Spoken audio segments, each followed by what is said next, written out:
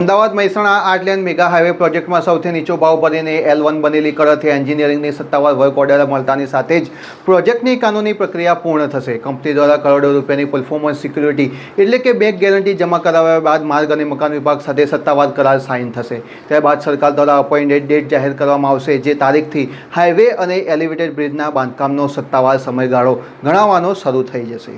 Work order issue થતાં તંત્ર માટે કંપનીને દબાણ મુક્ત જમીન સોંપવી ફરજિયાત બનશે, જેને પગલે સબ ડિવિઝનલ મેજિસ્ટ્રેટ અને પોલીસ કાફલાની હાજરીમાં સમગ્ર હાઈવે પરના તમામ ગેરકાયદેસર દબાણો હટાવવાની મેગા ડિમોલિશન ડ્રાઈવ હાથ ધરવામાં આવશે. તેની સાથે જ એજન્સી દ્વારા સ્થાનિક સ્તરે સિમેન્ટ બેચિંગ પ્લાન્ટ, ડામર માટેના હોટ મિક્સ પ્લાન્ટ ઊભા કરી ભારે જેસીબી, હાઇડ્રોલિક ક્રેન અને મશીનરીનો મોટો કાફલો સાઇટ પર તૈનાત કરી દેવામાં આવશે.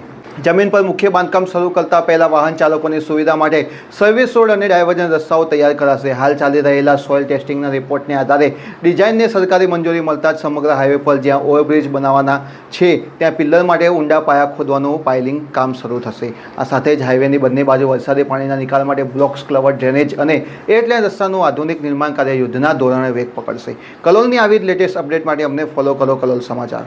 કલોલ હાઈવેને 8 લેન કરવાના ટેન્ડરને લઈને સૌથી મોટા સમાચાર સામે આવ્યા છે. આ મહત્વાકાંક્ષી હાઈવે પ્રોજેક્ટ માટે યોજાયેલી ટેન્ડરિંગ પ્રક્રિયામાં દેશની અગ્રણી ઇન્ફ્રાસ્ટ્રક્ચર કંપનીઓએ ભાગ લીધો હતો, જેમાં Kalathiya engineering and construction limited સૌથી ઓછી કિંમતનું ટેન્ડર ભરીને લોએસ્ટ વન બિડર તરીકે ઉભરી આવી છે.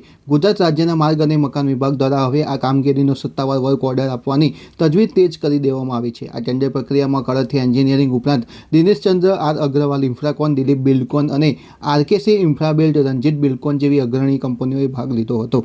નિયમ મુજબ સૌથી ઓછી રકમ ટેન્ડર રજૂ કરનાર કળથિયા એન્જિનિયરિંગના ફાળે જ આ પ્રોજેક્ટ જાય તેવી પૂરેપૂરી શક્યતાઓ સેવાઈ રહી છે. હાલ માર્ગ અને મકાન વિભાગ દ્વારા દસ્તાવેજી અને ટેકનિકલ મૂલ્યાંકન પૂર્ણ કરીને કંપનીને કામગીરી સોંપવા માટેની આખરી પ્રક્રિયા હાથ ધરાઈ છે.